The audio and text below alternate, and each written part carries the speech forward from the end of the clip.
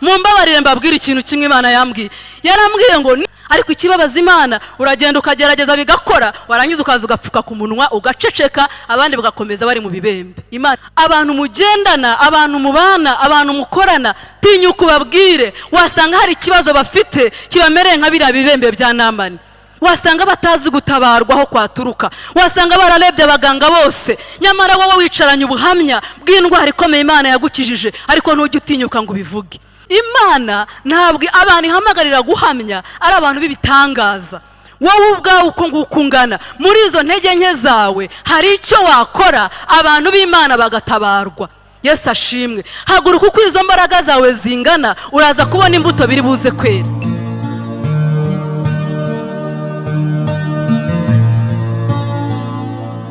Mwari mubizi nibyo bintu biri ku mutima w'Imana muri iki gihe, nicyo kintu Imana igukeneyeho. Hari ibyo yagukoreye wicayeho utarimo urahamya, utarimo kubwira abandi. Ikintu rero kirimo uyu munsi dushaka guhandura ni ugukuramo ikintu cyo kwikunda no kwirebaho wenyine. Haguruka ubwira abandi imirimo y'Imana yagukoreye niba ihari. Katureba abantu Imana yagiriye neza. Haleluya. Abantu Imana yagiriye neza mungirire mutya. Haleluya. Hari ibintu Imana yadukoreye, torero ry'Imana. Hari ahantu Imana yadukuye. Ariko ikintu kibabaje Imana muri iki gihe nuko tubyicayeho. Reka nongere mbaza ikibazo kimwe. Ni bangahe mu bantu bari hano bashobora kuba bafite umuvandimwe wawe cyangwa inshuti cyangwa umuturanyi cyangwa uwo mukorana utari wamenya Imana? Akaba nibura muri ayo matsinda mvuze, niba nibura harimo umuntu utarakizwa, urambura ikiganza. Yesu ashimwe. Ubitekerezeho niba utanamanitse, ariko ndabizi ko nta utamufite. Niba bene wanyu bose barakijijwe, abaturanyi bawe harimo abatarakizwa. Niba inshuti zawe zose zizi Imana, hari abandi bantu bakuri iruhande batazi, batameze nk'uko umeze, batazi ibyuzi. Ubwo ndimo ndavugana n'abantu bari muri iri teraniro bamaze gukizwa, bamaze kwakira umwami Yesu nk'umwami n'umukiza wabo. Niba utari wakizwa wowe, uyu munsi ndashaka kuguha ubuhamya bwo kugira neza kw'Imana kugira ngo nawe ukizwe. Akakwitegereza, akareba uwo muntu urimo kuvuga ibyo bintu, niba koko asa n'ibyo avuga. Haleluya.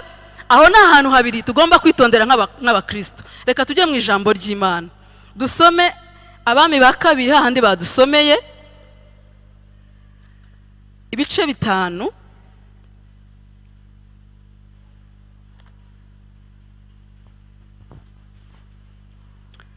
Twasomewe inkuru duhereye ku murongo wa mbere y'umugabo witwa Namani. Yesu ashimwe. Haleluya. Ndagira ngo tugendane nimutinde no muri Bibiliya ko twahasomye, uhandi kuza kuhasoma usubiye mu rugo uhatekerezeho. Ndashaka kukubwira message Imana yampaye muri iri jambo. Yesu ashimwe. Namani ngo yari umugaba w'ingabo z'Isiriya. Yesu ashimwe. Yari umutoni kuri shebuja kandi w'umunyacyubahiro, kuko ari Uwiteka yaheshaga Abasiriya kunesha. Yari umugabo w'umunyamaboko w'intwari, ariko yaragize ate? Yari umubembe. Aho muhaca akarongo. Yari umugabo w'intwari, Uwiteka yaheshaga ukuboko kwe kunesha. Yari umuntu ukomeye, yari igihangange, ariko yari umubembe. Abwira nyirabuja ati, icyampa databuja agasanga umuhanuzi w'i Samariya yamukiza ibibembe. Namani ajya kubwira shebuja iby'umuja waturutse mu gihugu cya Isirayeli yavuze. Amen. Arangije ngo umunsi umwe bagiye ku rugamba, banyaga agakobwa ngo gato, Bibiliya ikita agakobwa, ngo akazana mu rugo rwe kaje kuba kaja. Yaraje kuba umuja wo mu rugo rwa Namani. Bivuze iki? Imana ntabwo abantu ihamagarira guhamya ari abantu b'ibitangaza. Wowe ubwawe uko nguko ungana, muri izo ntege nke zawe hari icyo wakora, abantu b'Imana bagatabarwa. Yesu ashimwe. Haguruka uko izo mbaraga zawe zingana, uraza kubona imbuto biri buze kwera. Biraza kuvamo umusaruro ukomeye. Gutabarwa kwa Namani, gutabarwa kw'igihugu cyose cya Siriya muri iki gihe, kubera ko uyu muntu ntabwo yari umuntu nka Namani ku giti cye, yari umuntu igihugu cyose kirebaho. Yari umuntu w'intwari kubw'igihugu, yari afitiye igihugu cya Siriya umumaro. Ariko ikibabaje, ari basebuja, ari abami, ari abakomeye, ari abaganga muri icyo gihugu, ntabwo bari bafite igisubizo cya Namani. Cyavuye he rero? Gukira kwa Namani kwavuye ku buhamya bw'umuboyi. ubuhamya bw'umuja, ubuhamya. Aka kana karamureba karamwitegereza, iyi nkuru yankoze ku mutima numva imbere yenshya, ndavuga ko byaje bite kugira ngo uyu mwana atinyuke. Aritegereza areba shebuja, sinzi n'ukuntu yabibonye, nibaza ko abasirikare babaga bambaye nk'ibintu bikwije cyane ko yari afite n'ibibembe, agomba kuba yaranabihishaga. Ubundi uyu muja yabibonye gute? Ariko kubera ko yari umukozi wo mu nzu, wo mu rugo, yari umuja wa Mukanamani, birashoboka ko kubibona byari byoroshye. Ariko amaze kubibona aravuga ngo nubwo ndi mu buzima bukomeye, aba bantu bari baranamunyazi wabo. Ariko arangije aravuga ati ntabwo bikwiriye, databuja ko mbona ari umuntu ukomeye, kuki afite kino kibazo kandi wacu muri Isiraheli hari Imana. Haleluya. Kuki Namani uyu muntu ukomeye gutya abantu bose barebaho, kubera iki yaba muri ubu buzima kandi wacu hari Imana?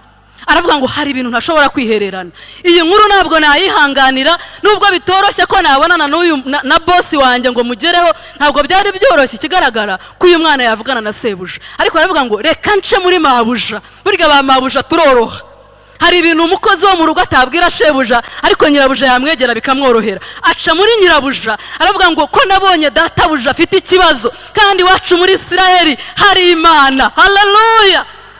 Mumbabarire mbabwira ikintu kimwe Imana yambwiye. Yarambwiye ngo niduhaguruka tugahamya, hari abantu babembye bagiye gutabarwa kubera ko wahamije. Yesu ashimwe. Ibibembe bya Namani uyu munsi ndabigereranya, dushobora kuba turi no mu rusengero ariko dufite ibibembe.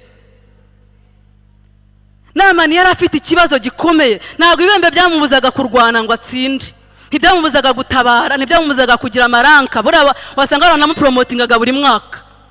Ariko afite ikibazo. Abantu mugendana, abantu mubana, abantu mukorana, tinyuka ubabwire, wasanga hari ikibazo bafite kibamereye nka biriya bibembe bya Namani. Wasanga batazi gutabarwa aho kwaturuka, wasanga bararebye abaganga bose, nyamara wowe wicaranye ubuhamya bw'indwara ikomeye Imana yagukijije, ariko ntujye utinyuka ngo ubivuge. Ntujye ubwira abantu ko Imana yagukijije, ntujye ubwira abantu ko Imana yagukijije ibyaha. Reka tubanze tugereranye ibibembe n'ibyaha. Yesu ashimwe. Imbuto za mbere guhamya kwacu uyu munsi, natwe rega twebwe abitwa ko bakijijwe, yemwe uyu munsi turi imbuto z'abahamije, turi umusaruro w'abatubwiye kugira neza kw'Imana.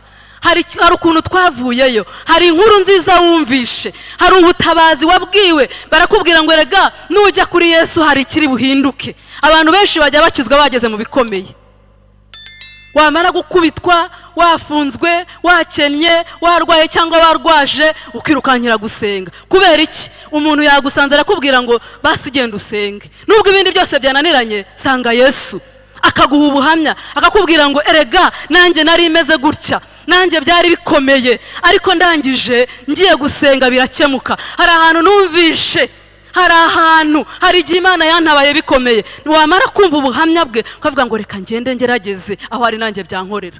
Ariko ikibabaza Imana, uragenda ukagerageza bigakora, warangiza ukaza ugapfuka ku munwa ugaceceka, abandi bagakomeza bari mu bibembe. Imana itubabarire rero. Mureke duhaguruke twere imbuto, duhamye, tubwire abantu ko Imana yacu ikiza, tubwire abantu ko Imana yacu itabara, tubwire abantu ko Imana ikiza ibyaha. Hari igihe ushobora kubona umuntu yararembejwe n'ubusambanyi, uzi ubwo buhamya ukavuga uriya muntu nigashuye kabisa, warangiza ukabifata nk'ibintu bisanzwe, nyamara ahora yibaza ati iki kintu nzagikira gute? Kandi akenshi wowe umugaya wenda nawe wabinyuzemo. Ese wabivuye muti? Wabwiye abantu ukuntu wakiza ubusambanyi, wabwiye abantu ko Yesu ahindura, wabwiye abantu ko Yesu akiza, wabwiye abantu ko Yesu aca addiction, inzoga akazigukiza burundu. Hari abantu bajyaga bicara kubaza, birashoboka ko namara iminsi 2 ntanyoye inzoga? Urangije ubona icyumweru kirashize, ukwezi kurashize, umwaka urashize, bya bintu birashoboka. Urangije umaze kubona ko bishoboka, uricaye uza gusenga buri cyumweru, nyamara ubana n'abasinzi bashobora kuba batazi ahantu guturwa kwabo kwaturuka. Amen. Imana rero tubabarire. Ikintu Imana iduhamagarira uyu munsi, tubwire abantu ko Yesu akiza kugira ngo bakire. Ubuzima bwawe bugomba guhura neza n'ibyo uvuga. Igihe cyose ubuzima bwawe butazahura n'ubuzima bwawe, amagambo yawe atazahura n'ubuzima bwawe, guhamya kwawe kuzapfa ubusa. Imbuto zawe zizaba mbi ho kugira ngo zibe nziza. Yesu ashimwe. Nimba mvuga kuguhamya n'imbuto zo guhamya ubyumve muri ubwo buryo bubiri. Hari uguhamya n'amagambo n'ururimi rwawe. Guhamya ntubyumve nk'ibintu biri komplike bikomeye. Oya, guhamya no guhaguruka ukabwira umuntu icyo Imana yagukoreye. Nicyo gusa. Nukubwira umuntu uciye mu nzira zishoboka izo arizo zose. Wamubwiza umunwa, wamutumaho, wamwandikira. Hariho n'ubundi buryo. Imbuto z'iminwa yawe Imana ikeneye ko zera. Imana ikeneye ko ubumbura umunwa ukabwira abantu ibyiza yakoze. Ariko ikeneye ko n'ubuzima bwawe buhinduka, kuko iyo umaze kubwira umuntu ibyo Imana yagukoreye arahindukira akakwireba.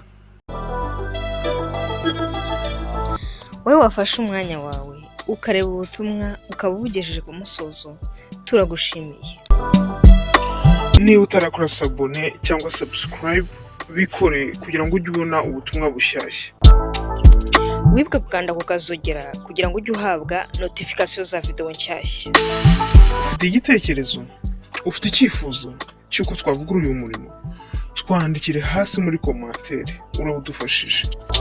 Ubutumwa bwohereza bagenzi bawe kugira ngo nabo bahabwe umugisha. Urabudufashije kwamamaza ubu bwami. Uhabwe umugisha.